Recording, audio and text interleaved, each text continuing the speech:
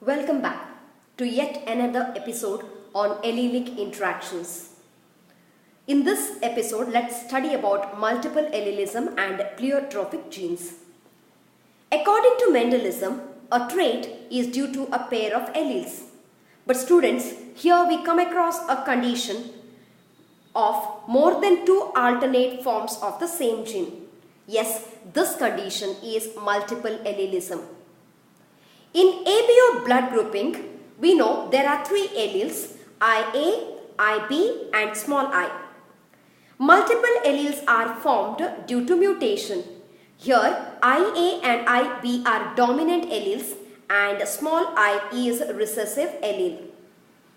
Here we observe that 6 genotypes, 1, 2, 3, 4, 5 and 6 genotypes are giving rise to 4 phenotypes. 1, 2, 3, 4.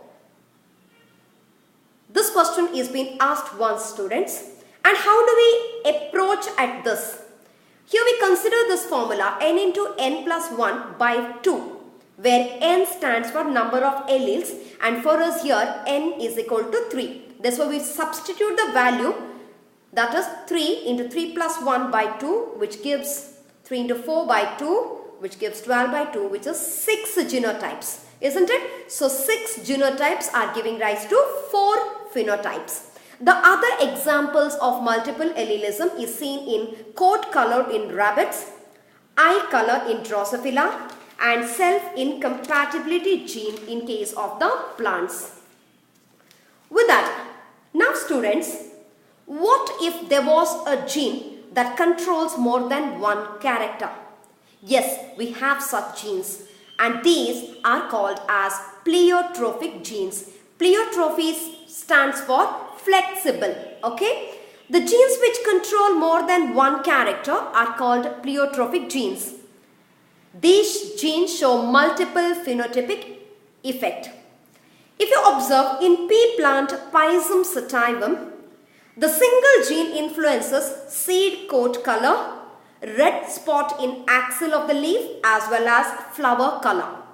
In case of the Cinderella of genetics Drosophila, the single gene influences longevity, structure of reproductive organs, bristles on wings and reduction in egg production. In case of humans, a single gene influences a disease condition called sickle cell anemia, promotes increased resistance to malaria, has effect on development of many tissues and organs as bones, lungs, kidneys, spleen and heart. With that, we move on to one of the questions. A man with type A blood married a woman who has type AB blood. We do not know whether the man is homozygous or heterozygous for the capital I allele. Which one of the following types in the progeny of this couple would indicate that the man is heterozygous? So we have the answers here: O group, A group, B group or AB blood group. Now, the sentence which of the following types of progeny indicates that a man is heterozygous? We need to concentrate on this. So let's consider it this way: man with A blood group is crossed to a woman with AB blood group. So in case of woman, AB blood group, we definitely know the alleles are IA and IB. Now this sentence which says which of the following types in progeny indicates that man is heterozygous tells us we should confine ourselves to the heterozygous condition, that is IA and small I for man. Now let us consider the options. The first option A is O blood group. O blood group should have the alleles small I and small I, wherein one allele each should come from either of the parents, but only man is having small I, but woman is not having small I. So the option A cannot happen, that is O blood group cannot happen. We move on to the next option, option B, which is A blood group. A blood group which should contain IA and IA is very much possible because man has IA as well as the woman also has IA, so that is possible. We move on to the option that is A blood group can also have IA and small I, still it is possible. We move on to the next option, that is D. IA-AB blood group controlled by alleles IA and IB, very much possible because IB comes from woman as well as IA comes from man. So that is possible. Now we move on to the option C.